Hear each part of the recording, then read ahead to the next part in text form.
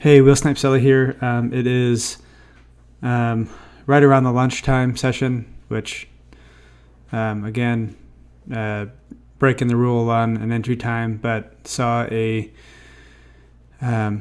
shift in market structure, and then we had a 5-minute fair value gap, which is currently where I have my entry placed. Today was a highly volatile day.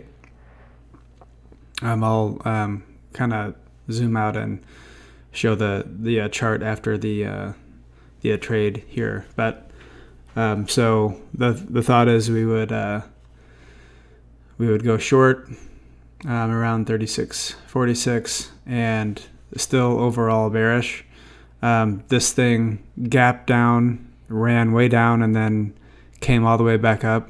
ICT had a Twitter space, and he was basically saying that he's never seen, like, this is a historic day as in the amount of volatility that the market had of making a run lower and then just jacking up higher. So so what I'm looking here is to trade into these fair value gaps and then take that lower for just a quick trade for the day. This is second trade. I know I have it in my rules that if I can take up to 2 trades per day, but I think if I take a loss, I think I should just cut it down to 1 trade. But you can see we're on the 5-minute time frame, and this is the kind of setup that I saw. There was a break in market structure. I don't know if there's anything wrong with this setup. I just think today wasn't, like, I just shouldn't have been in today. It's just a little bit unpredictable. But you can see we got tagged in.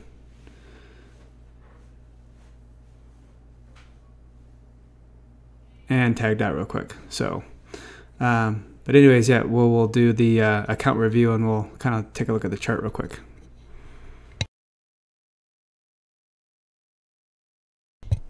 All right, so we're on the ES December 2022 contract. Well, this is just the normal ES because I want to show you.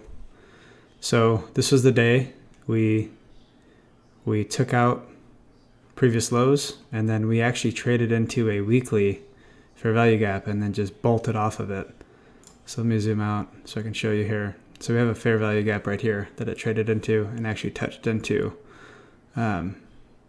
this area right here. So if we go down to the 4-hour and just kind of work our way down, you can see that there is a violent move right at that 830 CPI number, and basically came up, took out anybody that was short, and then they just dropped it.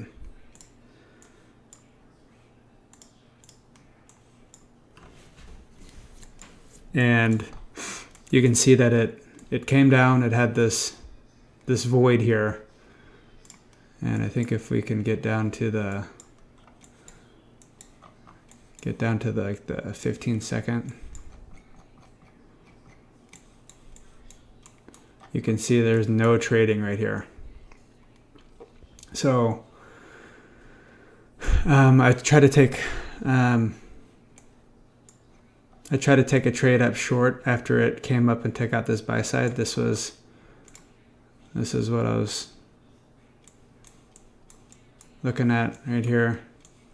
After it went up, made a fair value gap right in here, and then try to take that lower. But yeah, this is a day I probably should have stayed out, but I think it was a good learning experience. Let's go over and look at the dashboard. So we are at 399 out of 3,000.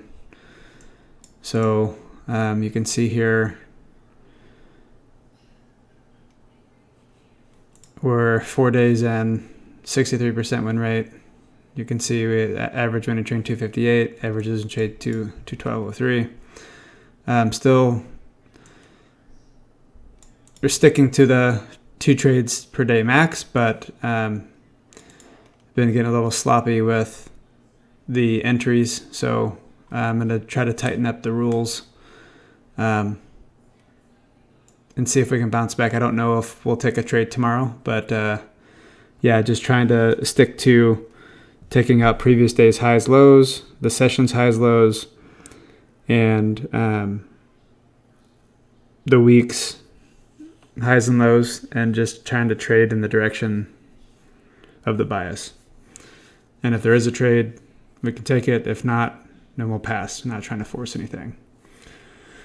So I think this is kind of where the rubber meets the road of trying to be a little bit more consistent and not having a blowout like we did on attempt number 1. So yeah, we'll try to tighten this up, continue studying, and we'll see how it goes. Thanks for watching.